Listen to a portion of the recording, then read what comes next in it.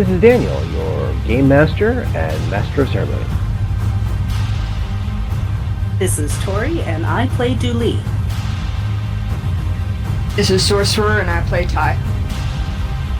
This is Becca, and I play mrrr'grr'rat.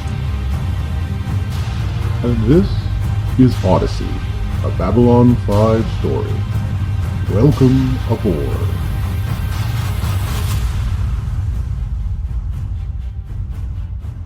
So join us next time on Odyssey, a Babylon 5 story.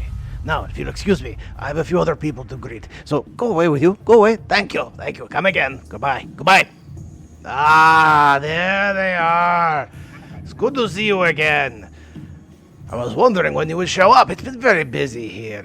I'm glad that you've come, though. There is much to tell. You were left off after the massive explosion and the incredible discoveries out there, which can only be just imagined what is truly going on. So, now you are back to find out what happened last time, yes? Good. Now sit. Get a drink. I'll have a drink. You give me a drink. Two of the specials. Yeah, on that one. Yes, that one. That one, yes. Good. Yes, good. Now, Centennial Fizz. Haven't had one of these in a while. These are special. Now, let's talk what happened last time. So where did we leave off? We got 2 explosions, yes? Good. Did we get to the model maker? Oh, I like the model maker. Okay, we didn't get there yet. All right, good. Oh, the First and Last Outpost and Dodger. Did I tell you about Dodger? No. Okay. Oof.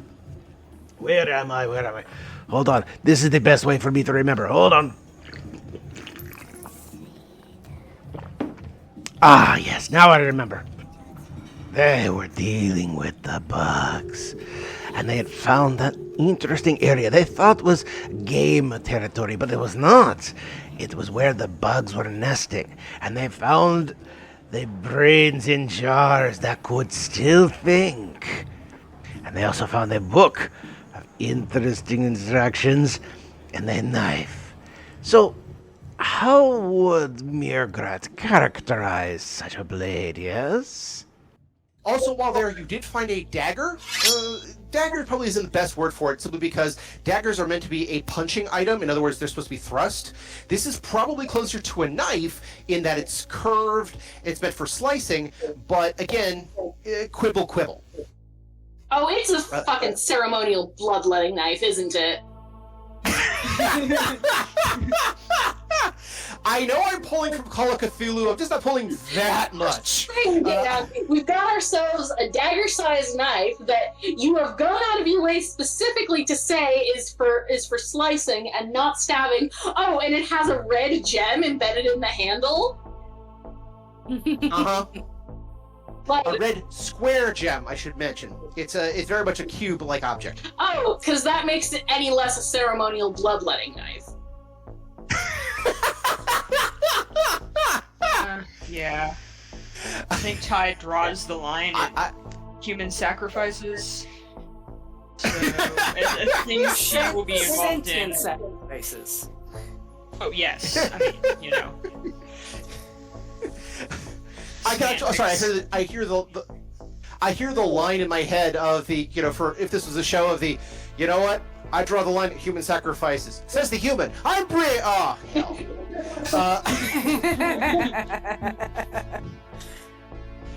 So sometimes the phrase "oh hell" is just perfect for any situation.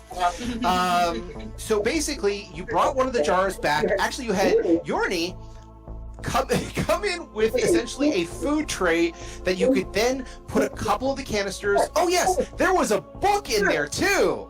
Yeah, which I think Ty grabbed up. I'm sorry, I get all the names confused. Yeah, we've only been gaming with each other for the last 6 months, whatever. 8 months, excuse me. The most difficult for me, so yeah. Listen, brains are weird. Fair enough. Names are hard for me. Numbers, no I admit problem. I'm not the best. I admit I'm not great with names, or at least assigning the right name to the right person, so I get you. No worries. Said, I'm a writer. Do you have any idea how much names I have to keep track of? That's why index cards are useful. But I can't go around with index cards with people, and they object to me asking them to rename them into a number. So. Sorry, as a side note, I have to mention there was a Mystery Science Theater 3000 that applies to your situation, in which they had a invention exchange where they said, look, here's the standard old speak and spell. Sorry, not speak and spell. You know, the who is it, where you put the, you know, you pull it, the cow goes, moo. Yeah. Well, they decided that why do it for farm animals when so few of us are on the farm, when you need them for family reunions. And so they had pictures of people, and you go to Uncle Tom says, hey, get me a beer, would you? Auntie Millie says, you're on the goofballs again, aren't you?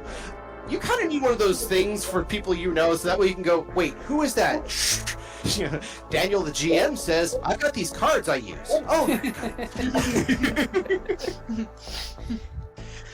Anyway, so yes, you found you brought the jars back to mrr'grr'rat's office, her suite, so that you could, because it's now your bat cave, and it's so far it's also, if memory serves, you've also enlisted the help of a Paro in this to help, who has joined you in the situation. Mm-hmm. Let's see. Oh yes, and the last thing you found out, when you managed to decipher a few of the hums, clicks, and the other things coming from one of the jars, you finally asked the question, who are you? And the reply came back, Sergeant Chuck Osteen. Yeah. Which I want to look up when we get back, but we definitely took that jar. Okay. I think with the food cart we can load up most of the jars. Oh, you definitely loaded up all of the jars. Okay. Yes. So you've got like 8 brains with eyes there in bubbling fluid, because that's not creepy. By the way, based on the fact that you have 8 jars with brains and eyes in them, currently in the mrr'grr'rat's room, what can you defer from that? Absolutely. There's bodies without eyes somewhere? Don't quite have enough hockey team. Oh, there's that. I heard Ty was correct. There are bodies without brains in them somewhere on this ship. What did you say, Becca, by the way? Oh, I said there are 8 of those body snatcher aliens. Well, there's that. So, once again, we're dealing with an interesting theme. I do not know why this keeps coming up in my game recently, but we're just going to run with it. Of the fact that you have, as Ty has encountered, things that have switched minds with people from the past. You have bugs who are apparently stealing people's brains, but the bodies are still walking around, which infers that bodies are still under operational. Listen, I've known plenty of people who I suspected were bodies walking around without brains. That's not. I cannot disagree with that, but I'd like to, but I can't. So you've got the situation here, which is troubling. But also, remember, we had the Amber entity, which inhabited mrr'grr'rat and is now inhabiting the body of Connor Palmetti, who is a massive telepath and telekinetic. So that's bad. That is bad. But there's a general theme here, which I didn't initially intend, but it seems to be going with it, which is a massive invasion of the body snatcher situation going on. This was not in my initial plan, but this is where it's going. So, okay. So some other things to keep in mind based on where you are. Yes, people are starting to get more restless because they've been at rest on the ship, basically doing orbits around the strange new planets without going anywhere. Again, ship, as far as you can tell, has not tried to create a jump point. It has not done anything else in that regard. People are still kind of getting a little bit more confused as to where they are and is this part of the plan. And so, yes, you guys are still working around that. Oh, and did Wagner and Ty's kid, which was my brain was like Tuvok? No. We have an APB out on Ty's kid. Yeah. Or To bring him into protective custody. Okay. Where did I label that? Oh no, we have an APB out on Ty's kid's body. Yes. Yes. Yeah. Okay, Close I'm enough. sorry. Yeah. Yeah, but Ty's kid was. I wrote it down here and then promptly. I got it. Did it say? Hugo. I think Ty's kid jumped into a new Bakari body. No, he's Tuvo also is actually human. in a human body. Oh, is he also a human? Okay. Yes, but his original body is out there somewhere. But human Tuvo and Bakari Wagner. I believe they traveled with mrr'grr'rat down here. Is this correct? Yes, remember, because that we're speaking only in the language of the Yithians, and we went on a field trip to go look at the Gotcha. brains. So, and that's actually how you were able to distinguish something. Go ahead. It was all very wholesome language immersion. Which again, it's not easy to get all of it because you don't have as many throats as the Athenians do, and it's hard to trumpet without an actual trumpet, but you make do. Yeah. But at the same time, yeah, so everybody's there. I just want to make sure. So it's in mrr'grr'rat's office. There is mrr'grr'rat, Dooley, Ty, Tuvo, Wagner, Aparo. Am I missing anybody else? That sounds right. The gang's all Oh, here. and Yorni. I mean, and all the sentient brains. And the sentient brains. One of which is, of course, Chuck Osteen.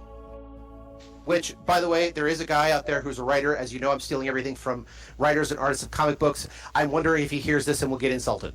I mean, You made him if a you cop? tell someone a sentient brain, that is technically accurate. True, but it's not that I made him a cop. It's the fact that his cop version is technically now mindless. So did I just call him a mindless jerk? Think about that one for a while. Yeah, there's that. It's not going to keep me up at night. Again, if I get a reply from, if I get a comment on my YouTube about this, and it's from Chuck Osteen saying, "You fucker," my response is, "Hey, you listened." Thank you. So you've got all there. I just want to make sure I had the right head count for that. And last, also remember, sorry, ahead. Head count, because of all the brains in jars. Oh, ching. So besides that, I just want to make sure I had the right head count, and that also last thing Wagner had mentioned was that when looking over the tablet, which is of Amber, which was you got from the pak'ma'ra homeworld as it's trying to figure out more in this language, which hasn't sent anything else back in a while. He mentioned that he could read some of it. It's kind of, strange dialectical, but he noted the symbol of the 3 circles with 3 circles around them intersecting, which looked an awful lot like the planets you guys are currently working around, and it was referred to as the First and Last Outpost. That's everything caught up. So, you guys mentioned that you had done some discussions and that you wanted to roleplay some stuff out, so Do that? shall we begin? So we're Yes. Shall we begin? We're in mrr'grr'rat's office with all these brains in a jar. With the ranger, and I'm going to assume I sent the hired help back to my quarters. I forgot her name. Yorni. Actually, I think Yorni came with you because she had to push the Well, cart. she pushed the cart, but once the cart is in the room, we can dismiss her. Okay, so she is not there. Got it. So, a few thoughts occurred to me that I wanted to talk to you about. As I understand it, pak'ma'ra see differently than many other creatures. This is correct. Your visible spectrum is centered on the infrared end of the scale. Okay. So, a couple of questions then. When you look at Ty, do they look any different now that they're not in their Bakari body? I don't they know, look different than what? Do they look different Yeah. than what a human would look like? GM, do I have an answer? Give me a notice check. Okay, give me just a sec. And I also want to problem. know if when you were looking at that psychic kid, if you happen to notice if they looked any differently with the entity who was in your body, and while the entity was in your body, did your vision change at all? Okay, I can definitely say that while mrr'grr'rat's body was being inhabited by the entity, mrr'grr'rat's vision did not change. Other than, for lack of a better term, there was a dice roll 14. Okay. Other than there was kind of a tunnel vision going on when mrr'grr'rat wasn't in control of mrr'grr'rat's body. I remember. So it's not so much like nothing changed, so much it was just, it felt like a little bit of a tunnel vision. So there's like a little bit of disconnect between seeing something and the eyes seeing something. Okay. But that was only when mrr'grr'rat wasn't in control. Otherwise, it was, again, perfectly fine. No other change in color or dimensionality or anything else like that. If nothing else, you're still looking at looking through the same rods and cones, so that shouldn't affect anything. Okay. Now, 14. As for when looking at somebody like Ty in a Barkeep body versus Ty in a human body, it's different simply because humans and Barkeep have different base temperatures. Right. And I know that infrared is mostly focused. That's not the question, though. I'm not worried about how Ty looks different. Mm-hmm. I'm worried about how the human body might look different with something other than a human soul, if you want to call it that, in the body.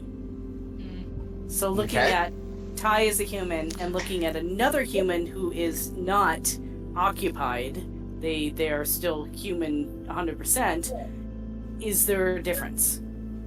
Does that make sense? Well, with a score of 14 for... I think I know what you're trying to say. Basically, is there some sort of outward indication, whether that be through temperature or through radiant energy or through some other indication that somebody is not in their right mind, literally? Okay. So, mrr'grr'rat kind of ponders away at this question, closes her eyes, and just say, okay, what's this? Okay.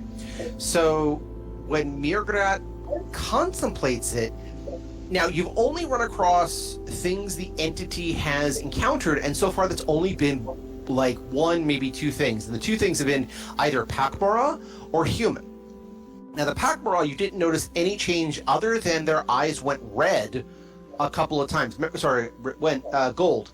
Remember when they were all feasting on Tomasi? Yes. So their eyes went gold for a while before they all, died. You don't know how your eyes changed because you didn't notice any mirror at the time. You were kind of busy trying to get your body back. I had shit.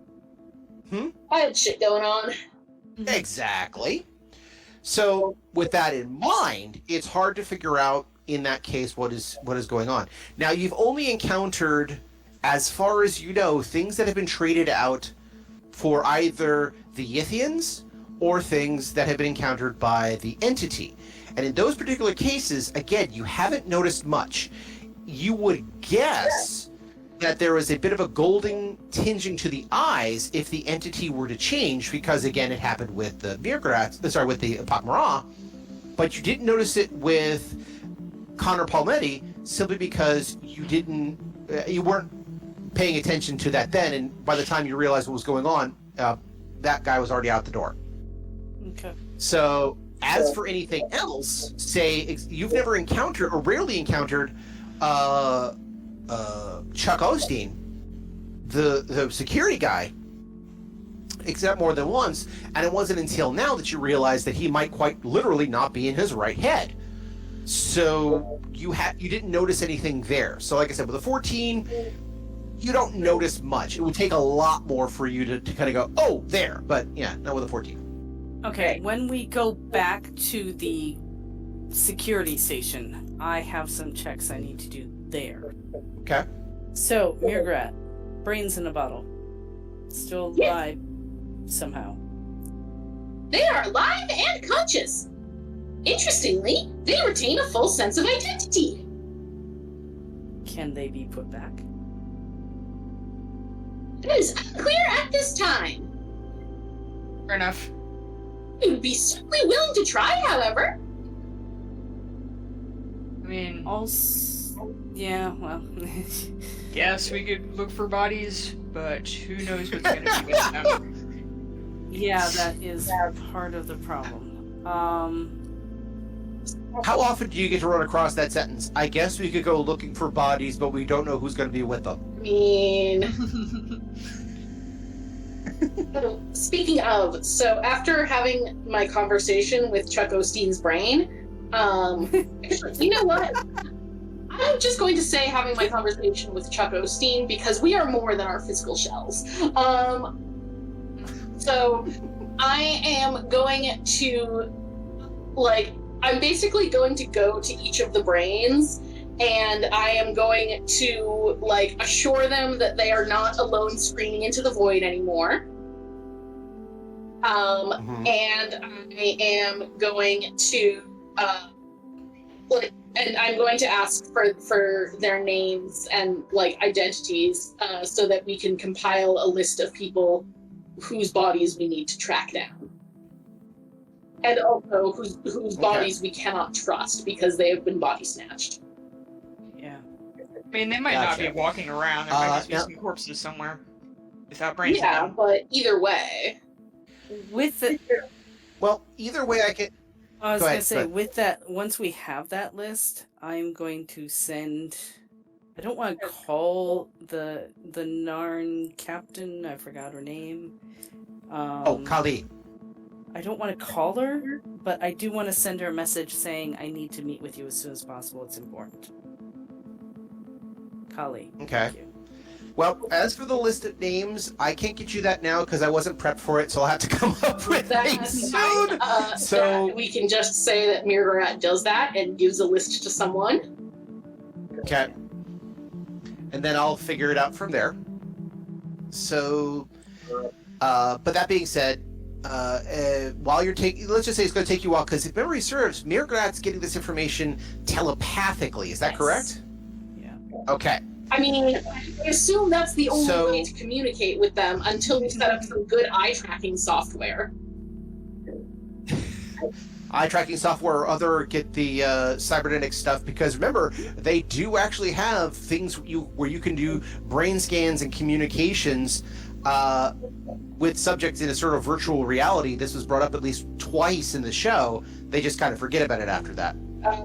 I also forgot about it. But yeah, no, I think, in the interest of letting these poor people not feel totally freaked out even more than they already are, I'm just gonna go in telepathically because that will let me talk to them faster, without additional setup, and so I can start reassuring them that they are not alone and we are on the case. Gotcha. Now, definitely you're probably going to spend the next couple of hours, if nothing else, reassuring them, but also kind of getting them from stop panicking. Yeah. Because some of them understood what was going on, some of them did not, and so they're kind of freaked out, particularly because there is solitary confinement, which is bad. Now imagine being solitary confinement without a body. It would be like locked-in syndrome. Yeah. Yes. Oh wait, you've read that book by John Scotty, haven't you? But I did see that episode of House. Oh, okay. I didn't. Okay. There's a good book with John Scotty about that, but that's for later. Anyway, so yes, but they basically have a locked-in syndrome going on because they couldn't communicate with each other. They couldn't talk. All they could do was look at other brains and jars, and that's all they could do. And most of that was in fairly darkness anyway. So yeah, pretty horrifying. Yes. So I'm going to get everyone's identities, and then I'm basically going to start up a group therapy session via telepathy.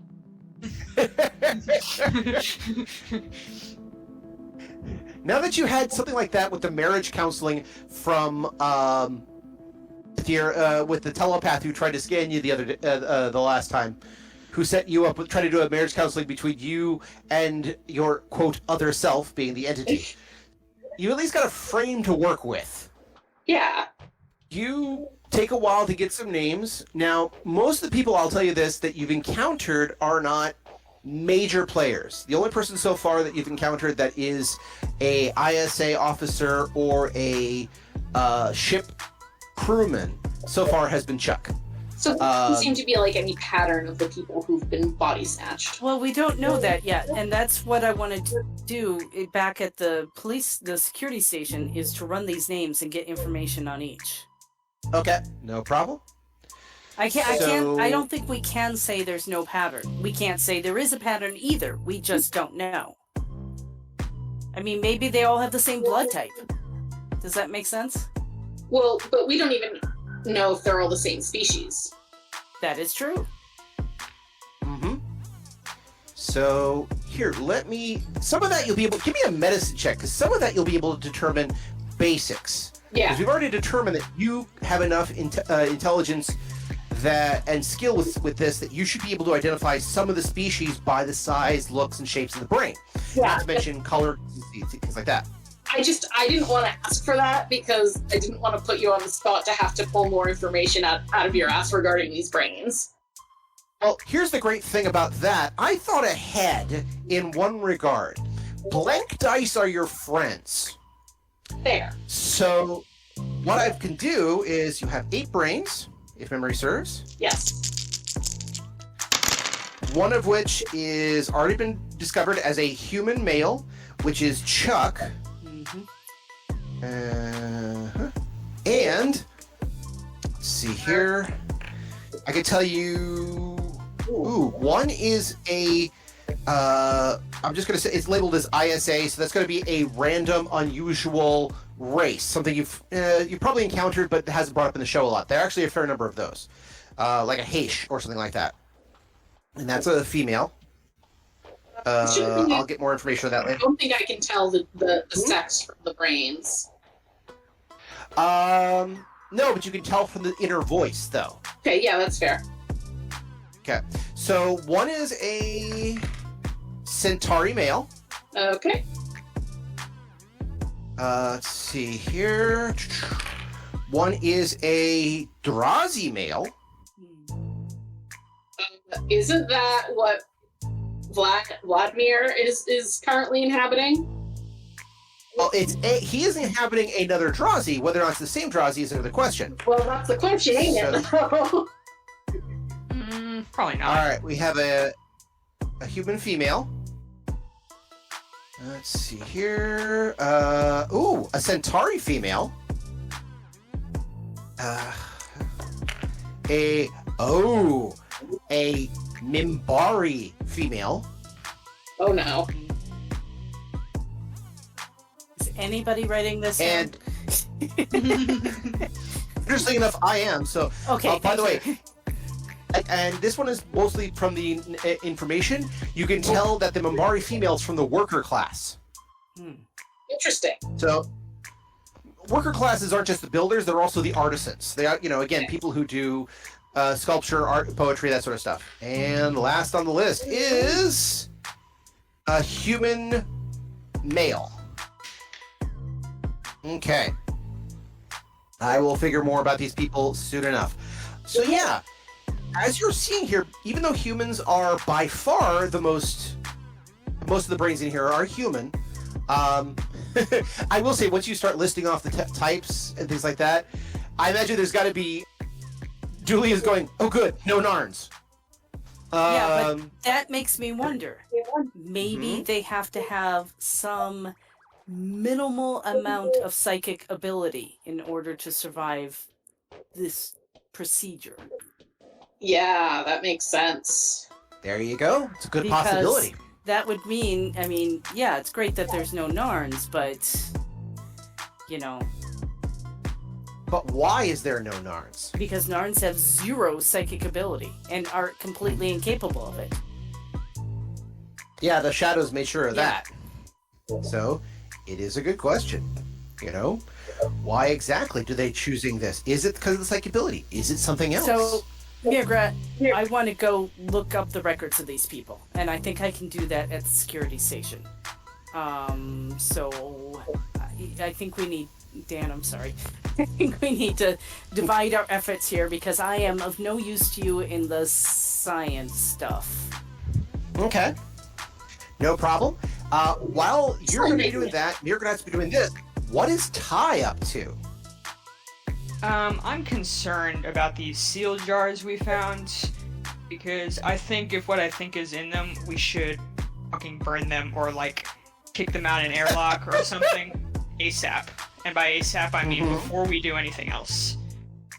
What do you think is in them? Or the bugs. Oh. I mean, we've seen them take the bugs out of jars, so what else would be in them? So yeah, I think we should get rid of those before we worry about looking for people's identities or any of this other crap. Can I use, like, some of my medical scanning equipment to, like, scan the jars to see if there's something in them?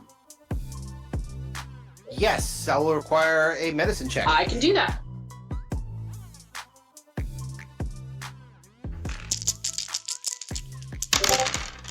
$19. 19. Okay, there's definitely something in them. Again, the biggest trick is there's a lot of fluid in the way. So there's scans there. You can take scans, but whatever this fluid is, it gives off so many, for lack of a better term, life energy on its own that it's difficult to look what's inside. Now, again, whatever's inside is either just a weird blob shape. Exactly. It's so much goo in there that it's hard to see through the goo. Oh, better safe than sorry, I think, personally, after my 4th encounter with the bugs. 4 sounds right, yep. Okay, we know for certain they're not remember, a some brain. of the bug things was through hallucinations. Yeah, well, I didn't talk about that. Sorry, what? So. We know for certain it's not a brain. I don't want to toss anybody out the airlock. Do I know for certain it's not a brain? That's up to you guys. You, at this point, like I said, it's just goo. You don't know. It could be a brain. It could be something else. It could be a hand in there for all you know. Of course. I think it's more of the bugs, personally. We could keep them here, but I don't think that's a good idea. I guess we could put them in an industrial freezer somewhere. No, because if it's a brain, you'll kill someone. I feel like you're just more concerned about this than I am. If it's... Yeah, Julie just kind of stares at her for a moment, trying not to say what she really wants to say. I think we should open it. No, I don't Absolutely think we not. should open it without a scan. Why don't we just take it to, like, the cops' X-ray, I guess probably in the 90s, like an X-ray, metal detectors or whatever, and see what we can see in them. We got image scanners. Actually, wouldn't the security station have, like, a general, a body scan, not in various spectrums? Yeah, like at the airport. Like, Well, it's like the airport, but what they've shown so far in the show, it's that it still has to look for stuff. So in other words, you could have stuff on your body that may not be identified, but it's looking for weapons, drugs, chems, that sort of thing. It's kind of like with viruses. You can test for all sorts of viruses, but if you don't know what you're looking for, you're not going to find it. Okay. we'll be able to tell if it's a brain because we can just Does that look make sense? for brain chemicals, right? Whatever Yeah, those are. or, look at it in the IR and get an outline of what's in there or something. So, so we're going to take those jars, we're going to put them back on the food cart. We're going to Take bring one them jar. down. I think we should take one jar. I think the less of them that are going around, the better. Okay. And then we can go down to the police station or the security station because I need to go there anyways. So why don't you come with me? Mhm. You can help me move them, Mm-hmm. and we'll take a look at them because 2 eyes are better than one. And we will leave the ranger and mrr'grr'rat here to do science things. If by science you mean disembodied brain support group. Science things. Maybe you can. I don't know. Can you get a sample of the liquid they're in or stuff? I mean, Feeling it. the sentient brain liquid?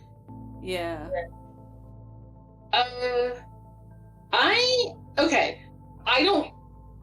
I'm assuming this is one of those things where I'm not sure if it's going to be safe or not. So I am going to ask the sentient brain contingent if there is a volunteer who would let me take a sample of their liquid. Okay, I will need a diplomacy roll for that, because otherwise you're still making the offer, and they have to respond.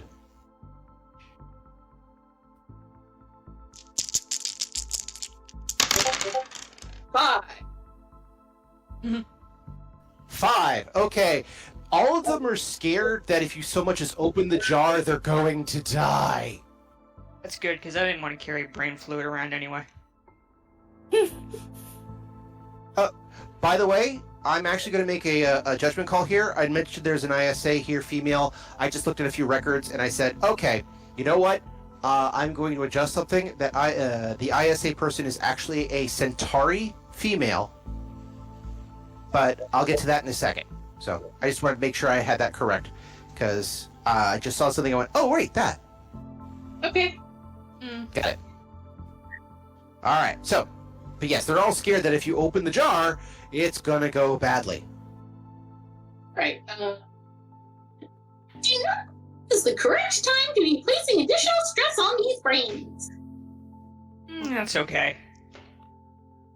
Well, see if you can talk to them, get information about when they notice something being different. Like, what were they doing beforehand? Where were they located? Maybe that will help us locate their bodies. Shall endeavor to do so, but please keep in mind that these individuals are all quite traumatized. Yes, I imagine. Progress may be slow. Yep, that all sounds good. Make sure my kid takes a nap, because, he's a growing boy, I guess. Aww. And we'll be back. So, Okay. that was a long-term echo. It is important for growing individuals to get the proper rest that they need. I know, but I'm not as young as I was. Once you are not as young as you used to be, you will also learn the value of a nap. Ain't that the truth? Yes. As everybody here is over, what, 40, 30 or something? I'm 31, Yeah. and I have been napping since high school. Yep. Yeah, I kind of just go to sleep whenever there's nothing else to do. Like, honestly. I have had naps after work since I work remotely all the time, where I literally will go, well, I've got an hour or two to kill. It's too hot out there to exercise or anything. I'll just have a little nap, 10-minute nap. 3 hours later, I wake up and forget what day it is. That's like my nap. Like, when I nap, I fucking nap, yo. Ty, you want to make sure the kids has a nap. What are you planning to do here? I may have caught that. You may have said it, but it kind of went in one ear and out the other for a second there, so I just wanted to double check.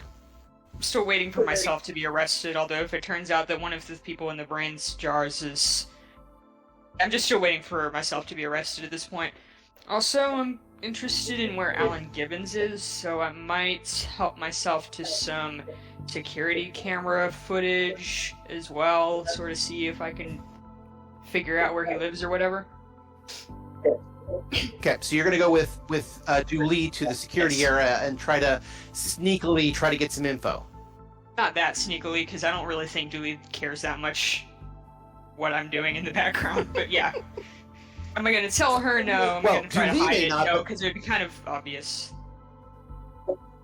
Well, I was about to say, Dooley may not care, but there's a whole security office that may have a question or two of why the civilian is doing this. I'm a doctor. It'll be fine. That is true, and technically, you are technically a member of the crew. Yeah. Independent contractor I've hired for her expertise. Totally. Yep. That was the story that we had anyway, more or less, so. Alright, so, you guys are going to head to there. mrr'grr'rat is going to do discussions with the brains. Tuvo is going to have a nap, crankily. That's how you know he needs a nap, is when he gets cranky about it. Same. Yeah, ditto. But I'm not tired! And then Wagner and Aparo basically says, if you need me to wait and guard, I shall, but I believe you should be safe here. Allow me to continue investigations with various contacts I have made and see what I can find. See, that would be an excuse of your time. Okay. He bows to everyone, says, I will see thee shortly, and goes out the door. Wagner, on the other hand, who's still getting used to the fact that A, Wagner is no longer human, B is a different gender that he was expecting, C is no longer a strange Yithian thing from beyond the stars, and is now actually, 300 years in the future, where everything that was predicted for the future didn't quite happen as planned, because he is still used to, like, even though he's read a lot from the Yithian journals, he's still used to, pulp fictions and penny novels about what the future will be like, which is closer to H.G. Wells than it is to anything else. So imagine, if you will, those who have read the story First Men in the Moon. I've listened to it. Everything that it thinks about science, aliens, and everything is completely wrong in, like, staggering amount of ways. So he was kind of expecting that. He was not expecting methane breathing and strange things like that. So he's, or I should say she now, but Wagner is having some, It's just like, if the entity that is inhabiting the body identifies as male, I think that we shouldn't, like, the body that he is currently piloting may be female, but that doesn't change who Wagner is. That is true. We'll go with that. okay. Gender's in the Fair brain. enough. So it's going to be him from now on. Got it. Thank you. I'm still kind of fuzzy on some of the quote unquote rules and regulations for this. So thank you for the assist. I guess you would say he chooses to describe himself as male because he still sees himself as male, even though he is in a female body. And as we know, apparently the body that you're in right now is not permanent if you don't want it to be, because we're playing musical chairs up in here. True. Okay, we're not playing musical chairs so much as 3-card Monty with Psyche. Find the alien, find the alien, find the alien. Oh, I'm sorry. Yeah, so I think mrr'grr'rat is just going to be kind of taking charge of Wagner, and, like, Okay. because I think, like, mrr'grr'rat wants to keep Wagner around to keep practicing Yithian, but also just, like, it wants to be, like, is taking him on as like a research assistant, because I think they've just kind of decided to adopt him and Tuvo. I think they've recognized some like minds and want to keep that exchange going. Okay, now that makes sense. Because again, he's a resource of the Yithians. He spent time listening to them and researching with them. That he is actually a very good resource when correctly used. He's just needs a chance to be of use, so he doesn't have to think about the weird circumstances he is in, which would probably pop the heads of, most people. So I think like mrr'gr'rat's gonna, like, get Wagner to work, like, putting, some folding chairs in a circle and putting brain jars on each folding chair, while mrr'grr'rat makes a sign that's like, "So you woke up as a brain in the jar." Oh my god. Now what? There's our title. I will have to remember that and save this as episode 17. So you woke up as a brain in a jar. Like I said, this game gets funner the further it goes. I have no idea where we're going to end at all. I'm just going to run with it. All right. Yeah, like mrr'gr'rat's gonna make some coffee or whatever, and get a full on, like, support group vibe going. Oh yeah. Well, and that's the thing. Well, whatever mrr'grr'rat assumes is coffee, which I'm assuming is a lot of kombucha and beer. mrr'gr'rat knows what coffee is, even if they don't drink it. But like no one is going to drink coffee except for Wagner, because the brains in jars are brains in jars. mrr'grr'rat is not going to drink coffee, and mrr'grr'rat is going to assume that Tuvo is, like, not an adult yet, and so shouldn't be exposed to highly addictive substances. Fair enough. I think Like, I just that noticed seems that irresponsible thing to do. I think Tuvo's body is about the age of a 7-year-old human. plus or Yeah, minus. so you don't expose bodies that are still developing to highly addictive substances like that. Fair enough. But which, by the way, when you do offer Wagner coffee, he's like, coffee. Oh, that.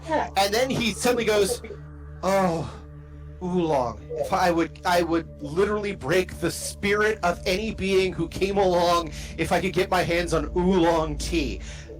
Yes, he's British. Very British. Yes, so when you mentioned that, you're like, oh, we'll figure out something. They do actually have various different types of teas available. Oolong and Earl Grey are very common enough that, again, once you educate him on how to get it, he's like, oh, this is available? Okay. I am going to warn him that it might not taste the same because he's in a different body, though. Because he's a Bakiri now, right? That's true. Very true. Yeah, so I am going to warn him that he may not experience it in the same way that he is expecting because his biology is different. Yeah. Fair enough. He's way better off with mrr'grr'rat than with Tai, who borderline seduced him to go into the future with her and is now just like ignoring her. Yeah, I was about to say, but That Ty loves him and leaves him. Ty, let's just say, has a certain attitude towards certain things, and as we've noticed the trend, yes, there's be like, oh, hi, how are you doing? Good. Are we done? All right, good, bye. I mean, in all fairness, Ty doesn't promise anything that she's not going to deliver on. That is true. And she 100% only seduced him to get him to help her get out of the past, so... At least you're relatively upfront about it, You're not like, well, I'm not sure. No, here it is. Yep. So, okay. So, by the way, as a jump in time, I know this has to happen. By the time you guys get back to mrr'grr'rat, I swear, whether this happens or not, I feel like it should. You should open up, like, have the brains in jars in very coordinated areas. mrr'grr'rat is doing the telepathic coordination, and there should be Wagner with a data pad, a pot of tea, in what is essentially a smoking jacket, while a Victrola plays. That sort of level of things. Yeah. No, I think when they come back, like, mrr'grr'rat is, like, picking up each brain in a jar and, like, giving it a hug before putting it back on its golden hair. Reminds me of that Fallout scene you come across where some guy basically had tea with a bunch of teddy bears in a circle on the rug. Yes! Yeah, I mean, because we're doing group therapy, so eventually it just devolves into that. Yep. So, while mrr'grr'rat and Wagner are taking care of there, Dooley and Ty head their way to the security area. Yep. So, again, things are a bit more abuzz. Like I said, people have started to figure out, if nothing else, not that they're not supposed to be there, but they've been there for a little too long without actually having anything like a shuttle to start taking people to certain destinations. It's like when you go to when you do a Royal Caribbean cruise, you actually take it to something. They'll let you out, say, look at the local tourist stuff, give you a tour of something, and then take you home. In this particular case, everyone's just sitting in the ship, and again, the ship is nothing to, balk about, it's a great ship, but they're expecting that there should be, like, sightseeing tours, or, again, if you have a planet or planets like this, you should be taking shuttles through the rings so you can get the ideas of how it feels and looks, and everyone gets pictures and all the rest of that. But there's none of that Never been on a happening. cruise, but yeah. I imagine... Wait, is this the first time we've stopped? Yes, it is. I mean, I don't see why they couldn't go on tours of the rings. It seems harmless, and nobody would notice, but nobody's gonna ask Ty what to do, so... Thank you, Zathras!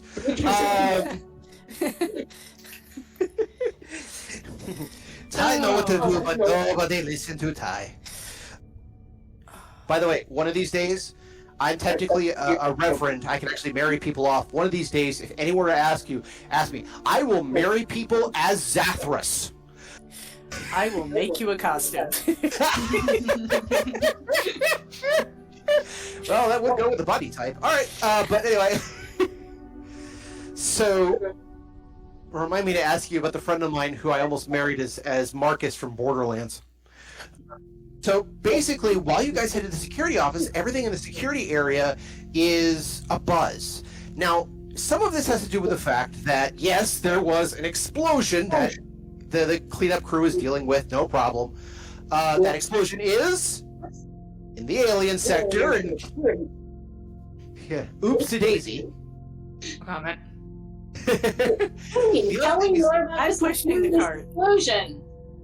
I'm sorry, what was that, Becca? Tell me more about this mysterious explosion that I had nothing to do with. Okay, Tori, what'd you say? I'm busy pushing the card. Gotcha. Know nothing about an explosion. And Ty's right there with you going, oh, that's fun. Oh, well. I am the doctor. Why would I know anything about an explosion? I had this bizarre image of Ty doing something like I saw from Family Guy, which was, oh, doctor things. I'm doing doctor things. Yep. You think this doctor stuff is good? I think that doctor stuff is good. Oh, yep. Doing doctor stuff. Opens her bag of crap that she has no idea what to do with, and like looks in there and like shuffles things. Scanners, dispensers, hypo injectors, and all sorts of other chemicals and little vials of stuff. You're like, I have no idea what to do. All right, so basically, people are starting to get a little. They're not in full-on panic or riot mode, but definitely the tension is in the air, as some would say. This is getting to an interesting point because, again, everything's feeling like this should be doing something else. What's going on here? This leaves you guys, once you get to the security office, Kali is there. She's issuing orders because she's not only doing security things, she's trying to do people management. So she's working with the porters, with the service individuals, with those people trying to orchestrate something. And even the captain is there. Captain Starenko is there, and did I list that other person? Just a moment. Gotta check my notes here. All right, no, actually, list one. What do you know? Okay. Right, I left a roll out of the bridge crew because I thought someone might fill it, and I just never made mention of it later on. So I'm going to do that now. So, crap, I need a name. Oh, hold on a second. Let me go to my wall of interesting names. AKA a bookshelf. Yes, a bookshelf of graphic novels. Let's see here. Oh, here we go. John Miller, another human, is the first officer. He's also there. I'm going to have to write that down before I forget it.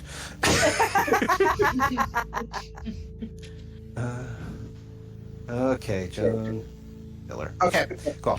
I'm learning. So John Miller is also there, as well as Starenko. So they're almost having a full bridge crew meeting in the security office as everyone's trying to orchestrate, well, what do we do? How do we keep things going? How do we do this? And Kali is doing her best to get everything together. She's mostly interested in keeping order, and it's very obvious. Where, just as long as no fights break out, you feed everybody as much lies as possible to keep them calm, and she's good. Joan, on the other hand, is Captain Starenko is trying her best to keep a calm face. She's very good at it, mostly because she has that kind of Ivanova stare, but she's even colder and more determined. She definitely is like a wall. How she got the job of a ship captain on a pleasure yacht is something of a mystery when you have somebody who's like that. But the first officer, however, John, he's a bit more welcoming, he's a bit more friendly. It's obvious that he is not just the guy who fills in when the captain is sleeping or carries out orders, he's kind of the social secretary for the ship, for lack of a better term. He does a lot of the figuring out schedules and entertainments, and basically keeps the ship operating not just as a ship, but as a floating resort. Or He's the flying. cruise director. He's what? He's the cruise director. He's Exactly. Julie. He's Julie. I'm sorry, well, Julie? Julie. Oh, from, Yeah. Oh, well, hold on a second. Julie from The Love Boat. Oh, okay, thank you. I have not seen Love Boat in ages, so My the parents only thing I used to remember is watch Isaac. it, so I got to watch it a few times. And Julie was like the entertainment committee person. Right. Yeah, basically like that. He's also kind of ops at the same time, but basically, yeah, he's there to make sure everything is running smoothly, and that that's basically his job. So he's obviously more friendly, a little bit more outgoing. His face is very much warm and welcoming, and you can tell even when you could see him say things like, "Well, fuck that," he's doing it in such a very polite way that you're also like, "Huh, he may have a point there." So all of them are in the security office. The only person of the main crew that seems to be missing right now is Doc Rule. So, but yeah, they're all having a sort of basic meeting, kind of to think, well, what are we doing? Where are we going? How are we doing this? And when you guys come in, the first person who stops you is a lower security personnel. And they initially said, whoa, upper echelon only. And then he looks over at Julie and says, Lieutenant, gotcha, just a moment. And looks over at Ty, Doctor, what are you doing on this side of the ship? Assisting. Understood. Just a moment. Use some equipment here. Let me check your clearance just a second. He kind of like sticks his head inside the door. Chief, what is it? Excuse me. Excuse me, a little belchy there. What is it, Davis? We have the lieutenant. You got, ma'am? Oh, right. Fine. She's fine. Bring her in.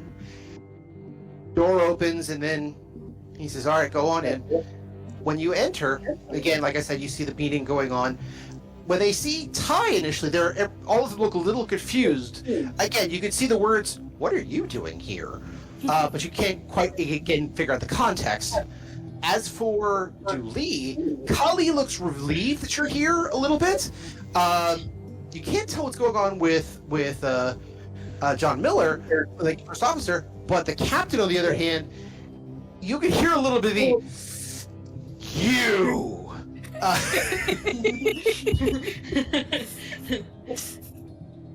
So Chaos incarnate. It's not quite if it wasn't for you, we wouldn't be in this situation, but it was you who, wow, that was a hell of an echo. But it was you that dealt with this, whose head was the instigating circuit for this, and you were chasing a Minbari up to the bridge when all this stuff went down, so it's not your fault. But all right. So the captain turns and goes, "Lieutenant, Doctor, how can I be of assistance at this time? I seem to be a tad busy with everything going on." Well, that's okay. We just need to use some equipment, and eventually I will need to speak to... I forgot her name again. Kali? Eventually I will need to... eventually I'll need to speak to the chief. So we're just here investigating more of what we need to investigate. The captain kind of crosses her arms. What exactly are you investigating? I'll let the chief fill you in on that. Chief is about to say something, and the captain holds up her finger at Chief Kali, literally not looking at her, just kind of do the Please explain your investigation. I'm assuming it has something to do with the fact of why we're here. Is this correct? Yes. And Indeed you can tell. it is. And I'm sorry, I can tell. Sorry, yeah. You could tell that she's spelling it out to try to emphasize her aggravation. But yes, yes, this is. Then she literally kind of, using two fingers on her hand, it just kind of motions for Kali to sit up. To stand up. Grabs Kali's chair, sits down, arches her fingers, and puts her elbows on the desk and says, "Lieutenant, report." Oh dear. Now there's a report I want to see, yes? But you will have to wait until next time. to find out what the report was. So join us next time on Odyssey, a Babylon 5 story. Now, if you'll excuse me, I have a few other people to greet. So go away with you. Go away. Thank you. Thank you. Come again. Goodbye. Goodbye. Ah, there they are. It's good to see you again. I was wondering when you would show up. It's been very busy here. Glad that you've come, though. There's much to tell. You left off from this. And that's where we're in for this week. I want to thank everyone for joining us and hope that you continue to join us every 2 weeks for another episode of Odyssey. If you have any questions, comments, constructive criticisms, or just want to say hi, then you can find us at temporalplaygrounds.com/Odyssey or email us at temporalplaygrounds@gmail.com. Or now you can follow us on Twitter at OdysseyB5DM. Babylon 5 was created by J. Michael Straczynski and is owned by Warner Brothers Domestic Media. The Babylon 5 role-playing game was produced by Mongoose Publishing utilizing the OGL gaming license for D20. Our audio engineer is Gabriel Belton. Our theme music, Titan Striker, was composed by Evan King. Incidental music provided by Tabletop Audio at tabletopaudio.com. All other music provided by Creative Commons license and is available of information on our website. Once again, I am Daniel, and I thank you for joining us on this grand adventure. Good night, and keep dreaming.